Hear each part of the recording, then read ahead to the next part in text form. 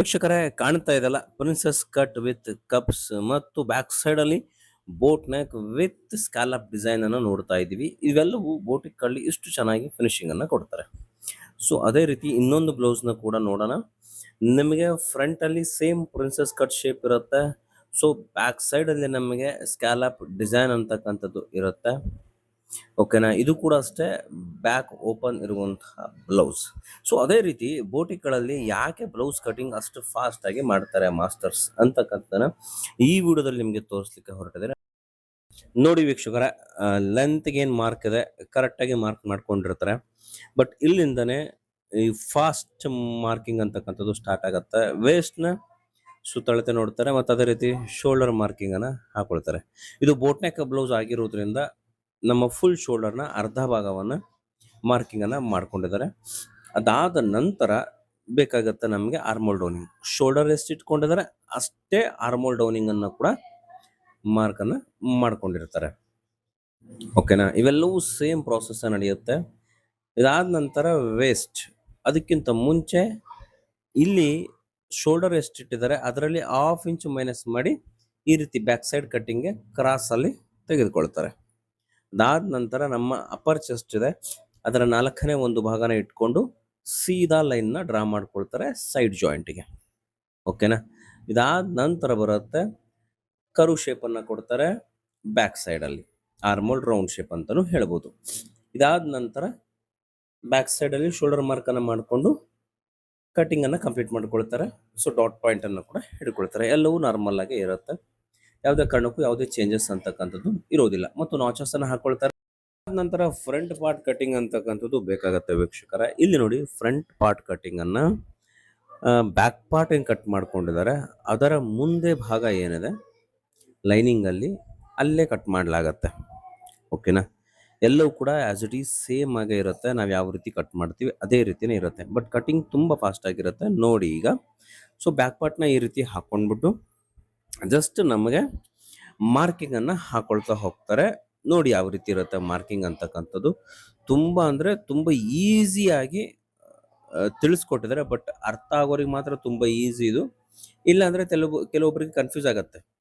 ನೋಡಿ back part ಏನಿದೆ, shoulder measurement ಗೆ ಮಾರ್ಕ್ ಹಾಕೊಂಡಿದ್ದಾರೆ, ಆರ್ಮಲ್ ರೌಂಡ್ ಗೆ ಮೆಜರ್ಮೆಂಟ್ ಹಾಕೊಂಡಿದ್ದಾರೆ, ಸೈಡ್ ಜಾಯಿಂಟ್ ಗೆ ಮೆಜರ್ಮೆಂಟ್ ಹಾಕೊಂಡಿದ್ದಾರೆ, ಸೊ ಫುಲ್ ಲೆಂತ್ ಗೆ ಮೆಜರ್ಮೆಂಟ್ ಹಾಕೊಂಡಿದ್ದಾರೆ. ಸೊ ಇದರ ಅರ್ಥ ಏನಪ್ಪಾ ಅಂತಂದ್ರೆ ಫ್ರಂಟ್ ಪಾರ್ಟ್ ಅಲ್ಲಿ ಯಾವುದೇ ರೀತಿಯ ಕ್ರಾಸ್ ಬೆಲ್ಟ್ ಇರೋದಿಲ್ಲ. ಡೈರೆಕ್ಟ್ ನಿಮಗೆ ವಿತೌಟ್ ಕ್ರಾಸ್ ಬೆಲ್ಟ್ ಕಟಿಂಗ್ ಇದಾಗಿರುತ್ತೆ ಅನ್ನೋದು ಕ್ಲಿಯರ್ ಆಗಿ ಕಾಣ್ತಾ ಇದೆ.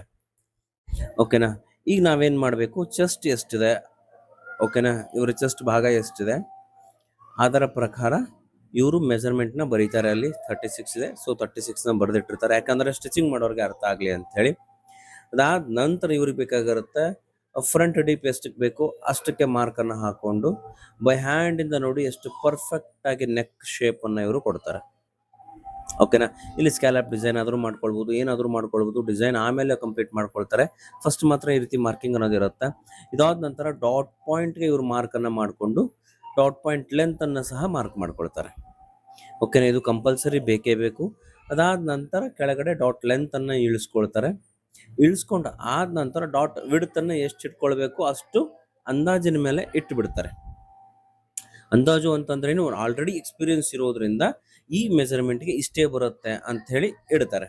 ಅದಾದ ನಂತರ ಒಂದ್ಸರಿ ಮೆಜರ್ಮೆಂಟ್ ನ ಕ್ರಾಸ್ ಚೆಕ್ ಮಾಡ್ಕೊಳ್ತಾರೆ. ಕ್ರಾಸ್ ಚೆಕ್ ಮಾಡ್ಕೊಂಡು ಪ್ರಿನ್ಸಸ್ ಶೇಪ್ ಅನ್ನ ಕೊಡ್ತಾರೆ. ನೋಡಿ ಯಾವ ರೀತಿ ಕೊಡ್ತಾರೆ. ಕೆಳಗಡೆ ಕ್ರಾಸ್ ಬೆಲ್ಟ್ ಇಲ್ಲ ಅಂತ ಹೇಳಿದ್ದೆ, ಅಲ್ಲಿಂದ 1.5 ಇಂಚ್ ಇಟ್ಕೊಂಡ್ಬಿಟ್ಟು ಅಥವಾ 1 ಇಂಚ್ ಇಟ್ಕೊಂಡು ನೀವು ಈ ರೀತಿ ಶೇಪ್ ಅನ್ನ ಕೊಟ್ಕೊಳ್ಬಹುದು. ಬಹಳ ಸಿಂಪಲ್ ಆಗಿರುತ್ತೆ. ಸೊ ಇದೇ ರೀತಿ ನೀವು ಪ್ರಿನ್ಸಸ್ ಕಟ್ ನ ಕಟ್ಟು ಸಹ ಮಾಡ್ಕೊಳ್ಬಹುದು. ಓಕೆನಾ, ನೋಡಿ ಶೇಪ್ ಅನ್ನ ನಾವು ಎಷ್ಟು ಒದ್ದಾಡ್ತೀವಿ ಕಟ್ ಮಾಡ್ಲಿಕ್ಕೆ, ಅವ್ರು ಬಹಳ ಸಿಂಪಲ್ ಆಗಿ ಹಾಕಿದ್ರು. ನೆಕ್ಸ್ಟ್ ಲೇಟೇ ಮಾಡಲ್ಲ, ಕಟ್ಟಿಂಗ್ ಅನ್ನ ಸ್ಟಾರ್ಟ್ ಮಾಡ್ತಾರೆ.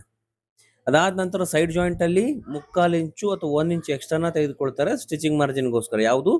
ಪ್ರಿನ್ಸ್ ಕಟ್ಗೋಸ್ಕರ. ಓಕೆನಾ, ಇದನ್ನ ಅರ್ಥ ಮಾಡ್ಕೊಳ್ಬೇಕು ನಾವು ನೋಡ್ತಕ್ಕಂಥವ್ರು, ಇಲ್ಲಾಂದ್ರೆ ಗೊತ್ತಾಗಲ್ಲ. ಸೊ ಇದಾದ ನಂತರ ಆರ್ಮೋಲ್ ರೌಂಡ್ ಶೇಪ್ ಅನ್ನ 1/2 ಇಂಚ್ ಇನ್ಕ್ರೀಸ್ ಮಾಡ್ಕೊಂಡು ಕಟ್ಟಿಂಗ್ ಅನ್ನ ಮಾಡ್ಕೊಳ್ತಾರೆ. ನೋಡಿ ಎಲ್ಲಿ ಇನ್ಕ್ರೀಸ್ ಮಾಡ್ಕೊಂಡ್ರು, ಎಲ್ಲಿ ಕಟ್ ಮಾಡ್ಕೊಂಡ್ರು, ಇದನ್ನ ಕರೆಕ್ಟ್ ಆಗಿ ತಿಳ್ಕೊಬೇಕು. ಅದಾದ ನಂತರ ಪ್ರಿನ್ಸಸ್ ಕಟಿಂಗ್ ಯಾವ ರೀತಿ ಆಗುತ್ತೆ ನೋಡಿ, ಮಾರ್ಕ್ ಹಾಕಿದ್ದೆಲ್ಲೂ ಕಟ್ ಮಾಡ್ತಾ ಇರೋದು ಎಲ್ಲಿ ಅಂತ ಕರೆಕ್ಟ್ ಆಗಿ ಅಬ್ಸರ್ವ್ ಮಾಡ್ಕೊಳ್ಳಿ. ಯಾಕೆ ಈ ರೀತಿ ಕಟಿಂಗ್ ಆಗುತ್ತೆ ಅಂತಂದ್ರೆ ಸ್ಟಿಚಿಂಗ್ ಮಾರ್ಜಿನ್ ಅನ್ನೋದು ಏನಿದೆ ಕರೆಕ್ಟ್ ಆಗಿ ಹೋಗುತ್ತೆ ಅಂತ ಹೇಳಿ. ಓಕೆನಾ, ಸಿಂಪಲ್ ಆಗಿ ಪ್ರಿನ್ಸಸ್ ಕಟ್ ಮಾಡಿದ್ರು. ಅದಾದ ನಂತರ ನೆಕ್ಕಲ್ಲಿ ಡಿಸೈನ್ ಬರೋದ್ರಿಂದ ಜಸ್ಟ್ ಎಲ್ಲಿ ನಾಚಸ್ ಅನ್ನು ಹಾಕೊಳ್ತಿರ್ತಾರೆ, ನೆಕ್ಸ್ಟ್ ಡೀಪಿಗೆ, ನೆಕ್ ಡೀಪಿಗೆ ಮತ್ತು ಶೋಲ್ಡರ್ ವಿಡ್ತ್ಗೆ ಮಾರ್ಕ್ ಅನ್ನ ಹಾಕಿ ನಾಚ್ ಅನ್ನ ಹಾಕೊಂಡಿದ್ದಾರೆ. ಅದಾದ ನಂತರ ಈ ರೀತಿ ಕರೆಕ್ಟ್ ಆಗಿ ಇಟ್ಕೊಂಡು ಚೆಕ್ ಮಾಡ್ಕೊಳ್ತಾರೆ, ಪರ್ಫೆಕ್ಟ್ ಆಗಿ ಮ್ಯಾಚ್ ಆಗತ್ತೆ.